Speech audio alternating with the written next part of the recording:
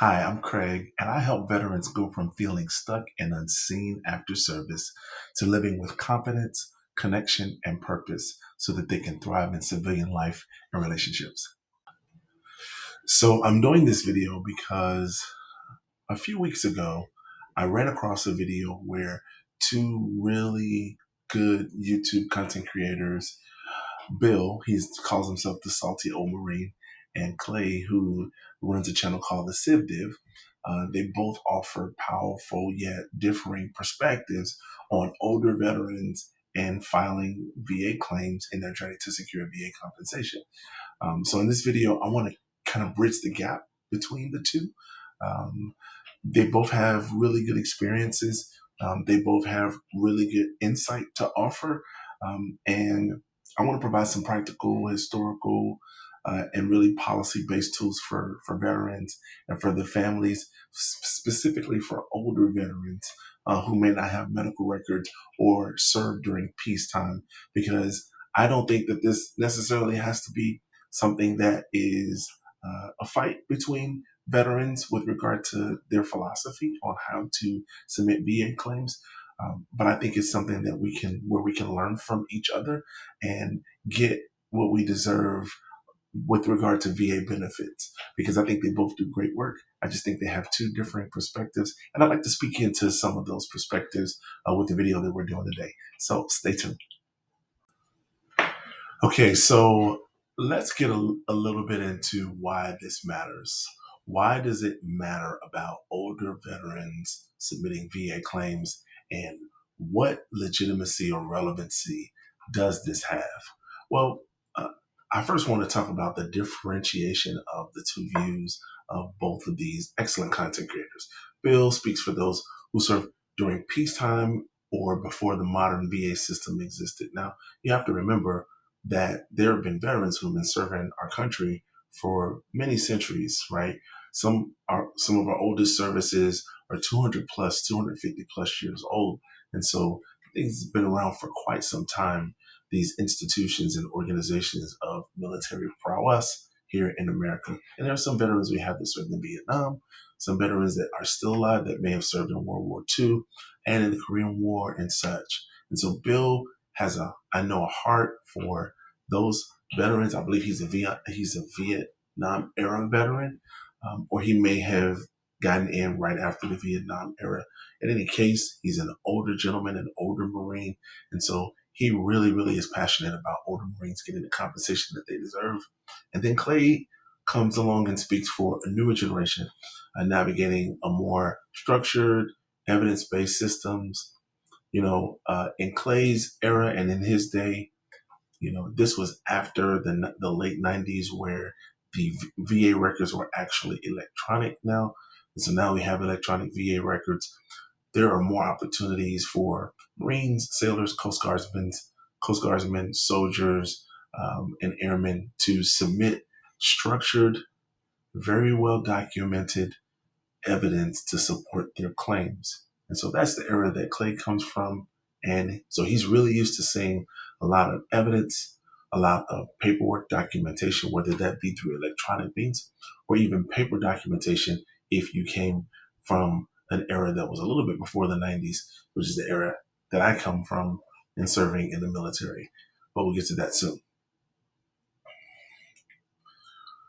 So let's take a moment to understand Clay's Big Four, because the old Salty Marine did a video, and then Clay came back and did a video, and they both had really interesting points. And I want to delve in a little bit to Clay's Big Four, because I think he's got some useful information here for us.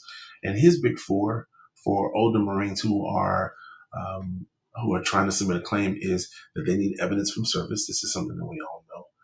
This is not new. This is not like something off the wall.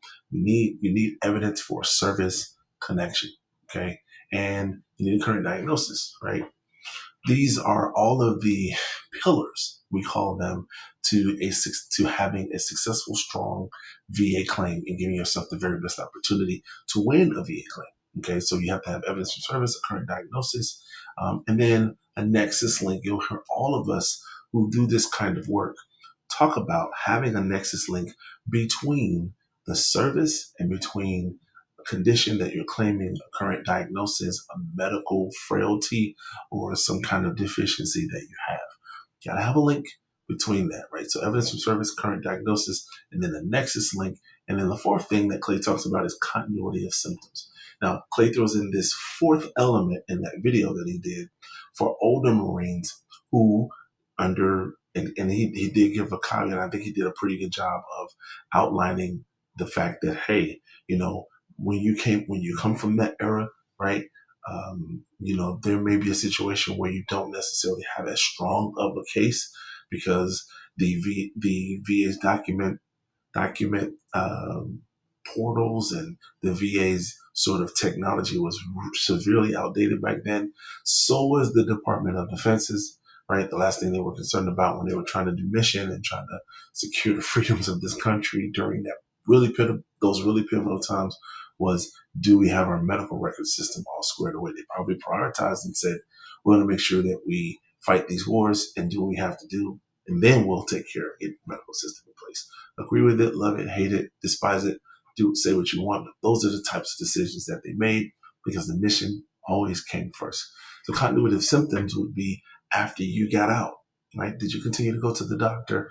Were there things that you were still ailing you that you needed to have evidence for? Did you continue to go to the doctor? Did you continue to get medical evidence for those things so that you could show continuity of symptoms connecting to your active duty military service?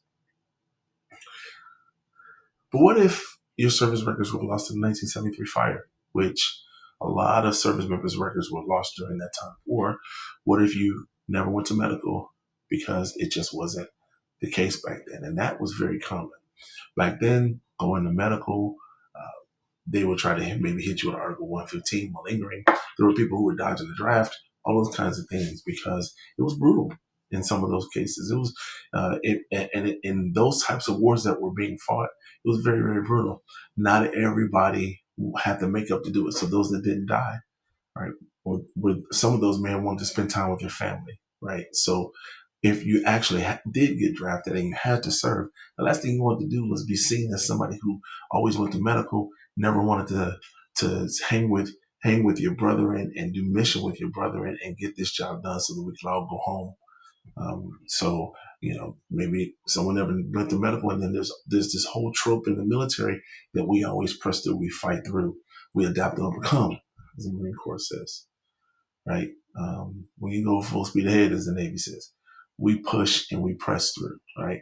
So that's the mentality that most people have when they join the military, because that's the mentality that you're given. But what if something happened to your record? Then we have to reconstruct the past.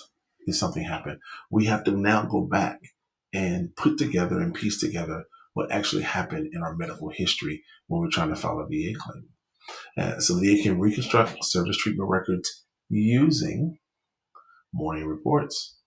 If you don't know what that is, those are reports that talk about, it's kind of like the situation report that talks about everything that's going on that day.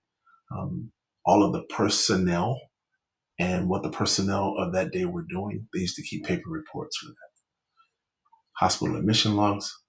If someone was going for treatment at a military hospital, there could be a log that of the time the person came in and the time the person left. Maybe back then they had just very simple logs that they kept about what the basic condition was and what that person was seen for. Unit records that prove that you were with a specific battalion, a specific regiment, a specific command, a specific unit, division, or department during the time in your military career where there was some kind of campaign happening or going on. Unit records will be very helpful for the VA to construct a record that either got lost in the fire, or a record that was misplaced, or a record that wasn't properly transferred from one command to the other, and that the military member or veteran does not have a copy of. And awards and decorations is another one.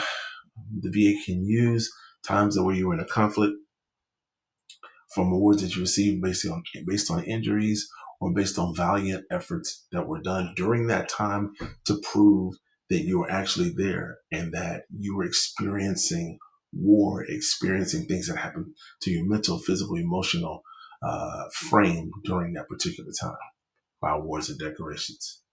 Right? And most of you know, some of those older awards in which they were written, they're explanatory about what actually happened, right? They might say, so and so sustained injuries, while trying to, save someone from a mortar attack, save the unit from whatever, right? They're very specific in those writings up of the awards, and so they can be helpful to the VA in reconstructing the record. And then newspaper clippings from things that may have happened during that time that did not have an opportunity either to get into your service record or to get into your medical, your service treatment records. You got your service military records and your service treatment records. Maybe there are some articles that were written by the local press that did not get put into the record that the VA can use as well to reconstruct. And then buddy letters help, with memories of those who might still be around. Maybe they remember something that you went through during that time. And so buddy letters can help reconstruct records. Post-service medical documentation is another element because they can use the post-service medical documentation to say, okay, this is within a year of the time that this person got out, or this was, very close proximity to that time. So it can be deduced from reason that this may be something that's service connected. Okay, there's a form called the NA Form 13055. You can work with the VSO to submit that form and submit what you actually do have. I've done this. I've done the form. I've helped veterans win claims with evidence that wouldn't seem to help them, but it really is all in how you put that evidence together. This is a copy of the NA Form 13055. This is a request for information needed to reconstruct medical data. It's primarily used for veterans who lost their records in that fire.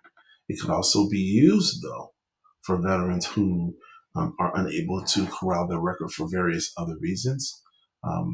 And there are no guarantees. We never make guarantees on this channel. We never say how much anybody can get for any medical condition that they're claiming as a result of service in the military. We never do say that and would never say that. But it will give much more credence and credibility to one's case that doesn't have a lot of medical records if they can take this form, they get the buddy letters, they can do all of those things and put it together. And I'll show you here in a moment how we did that for a particular veteran, actually Vietnam vet as well. So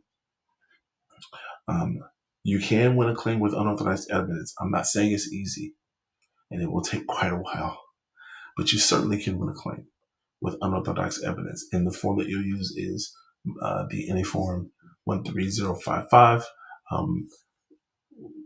You should work with a VSO or somebody who's experienced utilizing that form. But really, all you need is someone who remembers the conditions that you had, or all you really need is your own memory to sort of construct these things, because it's kind of like putting together an investigation. It's like solving a puzzle or a riddle, right? Of, man, what was going on during this time? Who was still alive? What was happening? What campaigns were actively occurring? Because I know that I was harmed during that time, or I know that I got hurt during that time, or whatever the case may be. So it is possible. It's rare, and the probability percentage is very low, but it is possible. Now, I have a real story of a 77-year-old Vietnam vet came to us, having been at 10% tinnitus. He back during those times, they gave everybody 10% because, you're always around mortars, you were always around bombs and things of that nature. But this particular individual had 2 Purple Hearts for stepping on, he had stepped on the IUD, right? And he actually did it twice, right? So he got injured twice while he was over there in Vietnam. Now, he got tinnitus 10% because, again, they just kind of gave that as a basic general rating. But this person had no service treatment records at all. He did, however, to Clay's point, have post-military records that served as continuity of care. And in some of those post-military records, we could see where there was an x-ray where there was still shrapnel in his body the um, from the thing that he experienced, from the IED, right, from the bomb, still shrapnel in his body, right? So we were able to reconstruct, and I don't think even in this case we had to do 13055 form, right? We simply took these things. We took his deployment orders. We took his Purple Heart. We took his x-rays showing retained shrapnel in his body. We have private medical opinions. And that private medical opinion was through documentation. We didn't have anybody necessarily write a letter. Well, we actually did have Dr. fill out issues with his current condition because he was a homebound veteran. So we had a doctor fill that out as well, just as an opinion of the medical care that they had been giving him post-military because of his conditions. He was too frail for a full C&P exam. His body could not take it. And the VA accepted supporting documentation and granted him 100% PNT with back pay. This was also a veteran who was granted homebound as well. And given the choice between the two. And so it took a lot of work. It took a lot of research. It took a lot of investigation. It took a lot of pulling parts and pieces together. But it actually can be done, right? You can do it, right? You can win a claim at an older age. It just takes a lot more intentionality, and it takes a lot more acknowledgement from the VA to see that there is evidence that's there. It's just evidence that is not modern evidence that we're used to seeing from medical records and such. All right, so let's talk about the M21-1 and veterans who are over 55 years old. One of the things I'd like to introduce into this conversation is we often forget about this rule or we set it to the side when we realize that the VA does in fact consider veterans who are over certain ages, right, with regard to examinations. M21-1 states that veterans over 55 should not be routinely scheduled for future exams unless unusual circumstances apply. That means if you're 57, 65, or 77, and your medical evidence supports your claim, you may never need to fight re-exams. It's a protection built in for older veterans to make sure your VSO or representative knows about this over 55 age rule. And the reason why I'm mentioning this is because I have seen it done on more than one occasion. So therefore, I know that it's possible. Now, the percentage rate of that actually happening, I don't know. I don't have the hard data to prove that. Most people are not forthright about what they got in their, as far as medical, VA compensation. What I can say is this. I have seen people with very little medical record evidence, to no fault of their own, submit claims and be able to reconstruct in an honest and accurate way. Remember, we talked about being current, accurate, and complete. Remember, we talked about that, right? And remember, we talked about not wanting to be dishonest about what you're actually going through. But older veterans who honestly went through these mental, physical, and emotional turmoils and harm during that time, I've seen them actually get VA claim off reconstruction, right? And it's actually worked for them. So it is possible to do that, right? And the over 55 rule states that if you are able to secure that claim, all right, the VA understands that because of age limit, because of age considerations, you don't have to be re-examined, right? And so it's good. It will be good as soon as you possibly can if you're an older veteran to try to get those things done. So let's reconcile these two perspectives, okay? We don't need to choose sides. We need to choose veterans. Super, super important that we make sure that every veteran is cared for.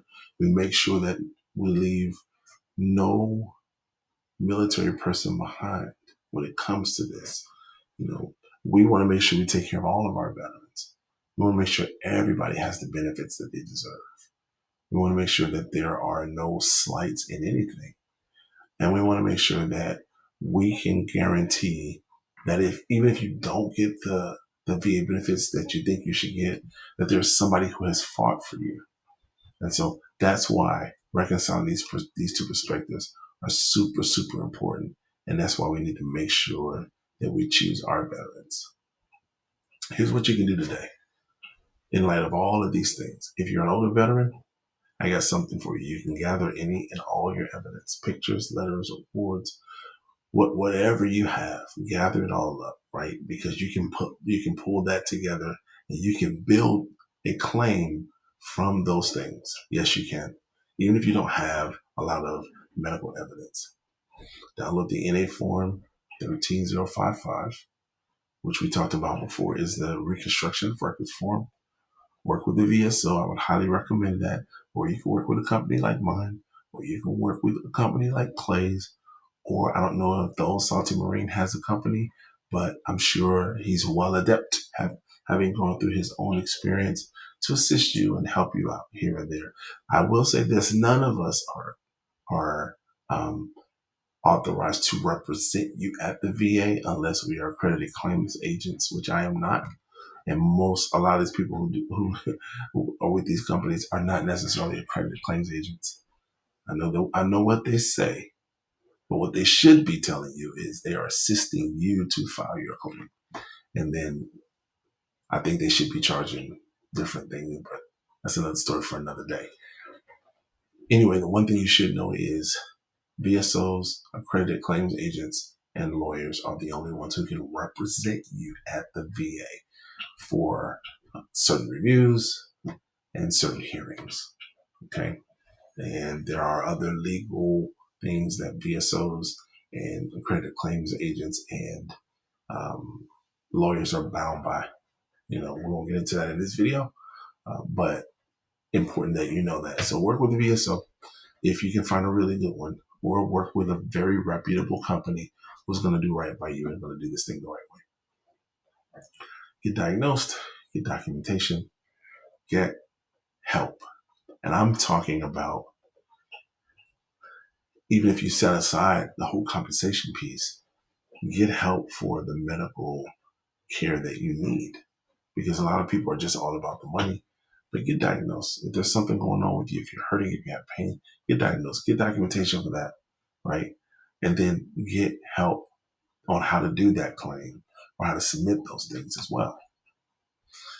Don't give up. This is your claim, your right, and you've earned these VA benefits. So always say, don't give up. Never give up when you're fighting for something that you know is due to you. You don't have to suffer in silence while filing your VA claim. If you need help filing your VA claim, if you're an older veteran, maybe you're not computer savvy, maybe you don't understand all that there is to know about how to do all this paperwork and to do all this documentation, I'm here to help. I'll put my email up on the screen.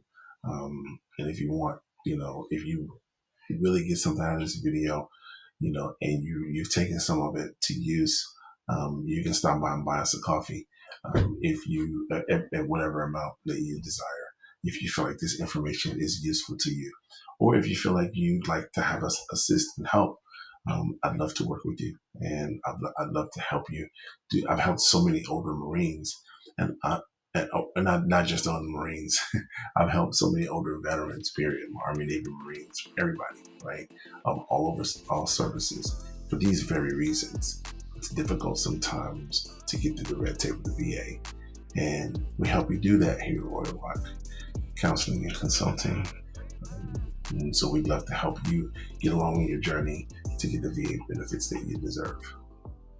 Thank you for watching. I am with you. I'm rooting for you to get those VA benefits. I'm here with you along in the journey. We're going to talk about VA benefits. We're going to talk about so much more. that impacts the veteran, impacts the veteran's family. So stay with me, stay tuned, live royally, and live well. I'll see you in the next video.